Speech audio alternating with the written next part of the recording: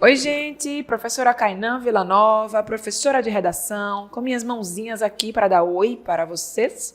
E, num formato novo, o EXP não resolve questões, mas ajuda vocês a entenderem uma temática que caiu no nosso Enem, para que vocês saibam como fazer uma interpretação da proposta, sua melhor amiga e depois de mim, claro. E, obviamente, para que vocês estejam mais bem preparados quando forem fazer qualquer outro tema de redação. Combinado? Vamos lá? Primeira coisa, entender que temos textos motivadores que não estão aqui para enfeitar a proposta, mas para nos motivar e nos ajudar a entender o recorte temático. Que também precisamos usar o nosso conhecimento construído ao longo da nossa vida, nosso conhecimento de mundo, de história, filosofia, sociologia, literatura, artes, música, cinema, qualquer informação que nos ajude e tenha relação com o assunto. Temos que fazer um texto dissertativo que informe, ou seja, em que a gente vai falar sobre o nosso assunto, e argumentativo, em que a gente vai defender o nosso ponto de vista sobre esse assunto. Esses são os principais objetivos. Claro que dentro da língua padrão, né, somos avaliados por isso. E agora, nosso foco é analisar quais são as palavras-chave, o que o tema quer de nós. Temos aqui manipulação, comportamento do usuário, controle de dados e internet. Minha gente, que tema gigante, pois é. Muitos alunos leram esse tema e não entenderam o que ele pedia. Vamos lá? O tema é manipulação do comportamento do usuário pelo controle de dados na internet. Pois é, não dá para entender de cara. Então, você vai fazer o papel de bolona e bolinha.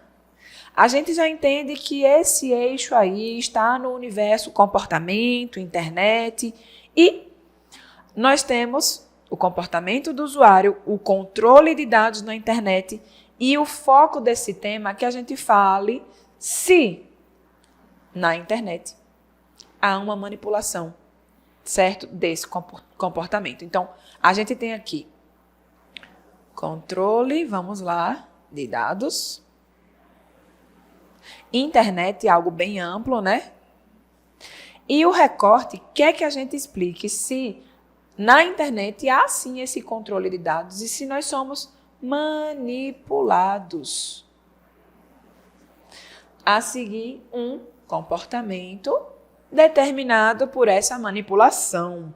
Ou seja, vamos falar de algoritmos. E aí vai ter aluno desesperado, porque quando pegou esse tema, talvez nunca tivesse escutado, né, essa palavra. Mais uma vez, calma, porque os textos motivadores vão nos ajudar e explicar muitas coisas que talvez alguns não saibam ainda. Vamos conferir isso? Mas a gente já sabe que o tema está focando nisso. Será que nós somos, sim, manipulados? Temos os nossos dados controlados? Há algumas ações que fazem com que a gente realmente seja levado a comprar um produto, a aderir uma ideia. A resposta, obviamente, já está na sua mente, mas a gente vai confirmar com a leitura dos textos motivadores. Temos 4 nessa proposta. Já falei para vocês que temos aí geralmente 3 ou 4. Próximo passo é entender cada um deles para, em conjunto com as palavras-chave, a gente conseguir fazer uma compreensão perfeita e montar o nosso projeto de texto para arrasar na redação. O que o texto 1 tem para nós? Às segundas-feiras pela manhã, os usuários de um serviço de música digital recebem uma lista personalizada de músicas que lhes permite descobrir novidades. Assim como sistemas de outros aplicativos e redes sociais, este cérebro artificial, ou a tecnologia, né, consegue traçar um retrato automatizado do gosto de seus assinantes e constrói uma máquina de sugestões. Ou seja, o que ele está dizendo é que os nossos dados estão sendo, sim, controlados na internet e há uma tentativa de manipular o nosso comportamento. É exatamente isso. E eu estou aqui lendo e pensando, né, no streaming. Eu não vou falar o nome, mas vocês sabem que a gente abriu ali e vem filmes indicados para você. Quem pediu essa indicação? Eu não pedi. Vocês pediram? Pois então, tudo programado para que haja esse controle, para que haja essa tentativa de nos direcionar em relação ao que a gente vai fazer, às nossas ações, ao nosso comportamento, certo? Beleza. De fato, plataformas de transmissão de vídeo online começam a desenhar suas séries de sucesso, rastreando o banco de dados gerado por todos os movimentos dos usuários para analisar o que os satisfaz. É por isso que eles vêm com a música que a gente gostaria de ouvir, com o filme que a gente gostaria de assistir. Olhem a palavrinha, o algoritmo. O que é isso? Gente, por mais que você não saiba específico, é um número, né? A informação vem lá da matemática. Constrói assim um universo cultural adequado e complacente com o gosto do consumidor, que pode avançar até chegar sempre a lugares reconhecíveis. Dessa forma, outra palavrinha importantésima, filtragem de informações feita pelas redes sociais ou pelos sistemas de busca pode, olhem, moldar nossa maneira de pensar. E esse é o problema principal. Gente, o texto já está dizendo para a gente que problema nós temos com esse controle de dados na internet que manipula o comportamento do usuário. A ilusão de liberdade de escolha, que muitas vezes é gerada pelos algoritmos. Ou seja, esse rastreio, esse controle de dados que faz com que haja uma manipulação do comportamento do usuário, tira na nossa liberdade de escolha. A gente acha que está escolhendo um filme, mas na verdade a gente está seguindo a orientação, né, que os números determinaram para nós. Então, a gente tem como ideia-chave o algoritmo que vai controlar os nossos dados e nos direcionar a algo, diminuindo a nossa liberdade. Essa ideia é genial. Beleza? Texto 2. Nos sistemas dos gigantes da... Prof, eita, uma pergunta. Eu poderia citar um streaming para provar isso, como a questão dos filmes? Poderia, seria uma forma de você exemplificar, tá? Nos sistemas dos gigantes da internet, a filtragem de dados, de novo a palavra filtragem, observem, é transferida para um exército de moderadores em empresas localizadas no Oriente Médio, no sul da Ásia, que tem um papel importante no controle. Gente, a gente tem aqui palavra-chave, daquilo que deve ser eliminado da rede social a partir de sinalizações dos usuários. Mas a informação é então processada por um algoritmo que tem a decisão final. Quem decide é o número. Os algoritmos são literais. Em poucas palavras, são uma opinião embrulhada em código. E estamos caminhando para um estágio em que, gente, olhem que fantástico isso. É a máquina que decide qual notícia deve ou não ser lida. Então, pelo nosso histórico, a gente vai ter uma sinalização ou uma indicação do que devemos ou não ler, assistir, ouvir. Há, sim, um controle de dados que manipula o comportamento do usuário e pode restringir a liberdade. Vejam como fica mais fácil entender o tema, reforçar e defender o nosso ponto de vista, a nossa tese, que é a nossa opinião sobre o assunto. Texto motivador 3. Utilização da internet. Boa, por quê? Quando o tema traz esse universo, a gente já percebe o seguinte: por que é então que o usuário está sendo manipulado? Por que é que estão conseguindo, fazer com que a sua liberdade seja tolhida? A gente tem aqui um problema, que a gente pode chamar de problema 1, extremamente importante para esse tema, a falta de educação digital, gente, muito importante aqui. E os textos nos orientam, a chegar nesse ponto. Por quê? A internet chegou, nós não aprendemos a lidar com a ferramenta e automaticamente nos deixamos ser controlados por uma máquina. Ok? Podemos fazer essa abordagem. Quem é que utiliza a internet? Vamos lá. 64,7% das pessoas de 10 anos ou mais de idade utilizam a internet. Muito novinhas, muito verdes nesse quesito. Sem educação digital, facilmente manipuladas, ok? Outra questão importante, Faltam políticas públicas, né, para que haja uma navegação correta, sem toda essa imposição. A gente pode lembrar rapidamente de um documentário muito atual chamado Dilema das Redes, que mostra muitos profissionais dessa área meio que arrependidos do que eles criaram nesse universo, porque é um universo que manipula, sim, que provoca o vício, que faz com que haja um prejuízo grande por causa do mau uso da ferramenta digital. Garotos, 63,8%, garotas, 65,5%. Outro dado importante, cerca de 85% dos jovens de 18 a 24 anos de idade e 25% das pessoas de 60 anos ou mais de idade utilizaram a internet. Gente, vejam, quando a gente pega esse público jovem, né, que teoricamente acompanhou a evolução da tecnologia, beleza, mas também há uma dificuldade com a educação digital.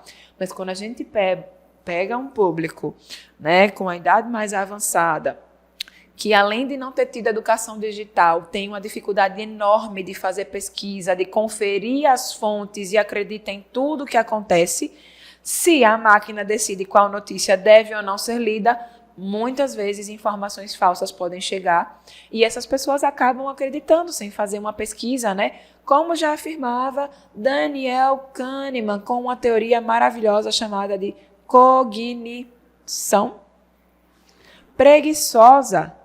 O que ele defende aí?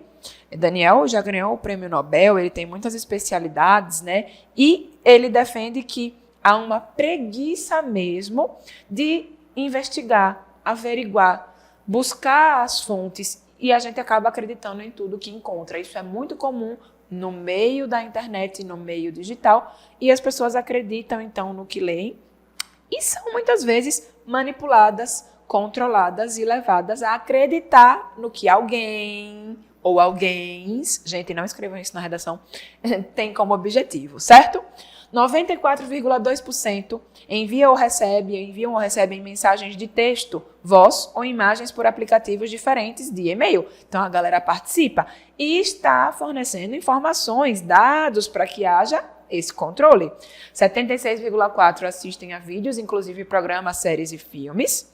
73,3% conversam por chamada de voz ou vídeo. 69,3% enviam ou recebem e-mails por correio eletrônico. Ou seja, a utilização da internet, ela é bem forte no nosso país, sem educação digital, sem políticas públicas para que a população consiga navegar corretamente e para que o meio em si digital possa fornecer segurança também. Não esqueçam que isso reduz a criticidade do indivíduo e, muitas vezes, se é a máquina que decide qual notícia deve ou não ser lida, há um problema aí com informações unilaterais que vão chegar para essa sociedade despreparada, que, com certeza, vai sim ter um controle dos seus dados e, obviamente, vai ser levada a ser manipulada. Texto 4. Mudanças sutis nas informações às quais somos expostos podem transformar nosso comportamento. As redes têm, selecionado as notícias sob títulos chamativos como Trend Topics ou critérios como relevância. A gente abre um streaming e encontra lá os 10 filmes, né? Os top, os mais assistidos ou séries, e você automaticamente é influenciado, é manipulado a assistir. Depois, muitas vezes, meu Deus, como alguém, né, gostou disso? Porque nem sempre corresponde. É uma tentativa de que você já seja levado a aceitar aquela opinião, que, né, reduz a nossa criticidade, a nossa vontade, enfim. Quanto mais informações relevantes tivermos nas pontas dos dedos, melhor equipados estamos para tomar decisões. Olhem a dica.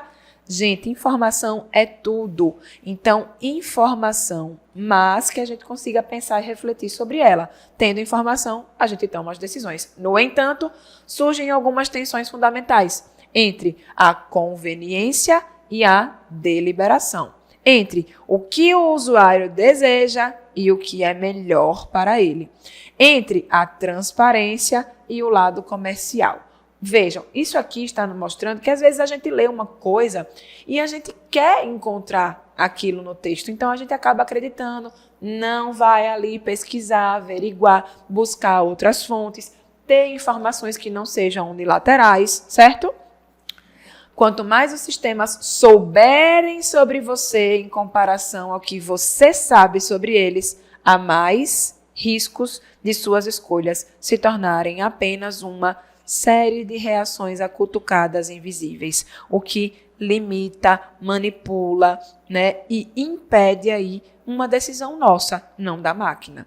O que está em jogo não é tanto a questão homem versus máquina, mas sim a disputa decisão informada versus obediência influenciada, ou seja, eu escolho ou sou levada a escolher determinada questão. Algo muito importante para vocês dentro desse universo é o conceito, né, dos nossos queridos Adorno e Horkheimer. Lembrando que Theodor Adorno, sociólogo, aí fala especificamente da indústria cultural. Gente, a garganta não está muito boa, tá? Mas espero que vocês estejam entendendo tudo direitinho. O que essa indústria cultural promove? Ela fala sobre a massificação, sobre o objetivo dessa indústria por trás, que é o lucro. Observem que se a gente fizer uma pesquisa na nossa rede social, de qualquer coisa, por exemplo, um tênis, uma hidratação de cabelo, automaticamente nós vamos receber vários anúncios com essa nossa pesquisa. Então, houve um controle dos nossos dados na internet que tenta manipular o nosso comportamento e nos levar à compra, se é que nós não já compramos aquilo que foi pesquisado. Então, isso está no nosso dia a dia. E aí, aquele tema que parece mirabolante, de repente, se torna algo mais fácil, porque a gente conhece. Para fechar, a gente traz para a nossa vida, né? Para fechar, a gente tem aí uma informação interessantíssima, que é a série Black Mirror, né? O Espelho Preto, que traz vários episódios que abordam, antes do tema do Enem, essa questão de como a influência dos algoritmos se dá no nosso comportamento, no comportamento da sociedade. Então, vocês poderiam, de maneira criativa, usar a série, usar a indústria cultural, a teoria da cognição preguiçosa e abordar as causas de por que nós acabamos sendo manipulados, né, dentro da internet com todo esse controle e tendo muitas vezes um comportamento aí unilateral, um comportamento que tolhe a nossa liberdade. Educação e informação aparecendo aí sempre para nos ajudar a combater esse problema. Espero que vocês tenham entendido tudo direitinho. Consigam, né, se vocês forem fazer para treinar aí essa redação, consigam desenvolver bem. E mais que isso, entendam que, por mais que o tema pareça mirabolante, a gente consegue desenvolver e os textos motivadores são uma ferramenta muito importante para isso. Tchau, tchau, gente, e até o próximo tema.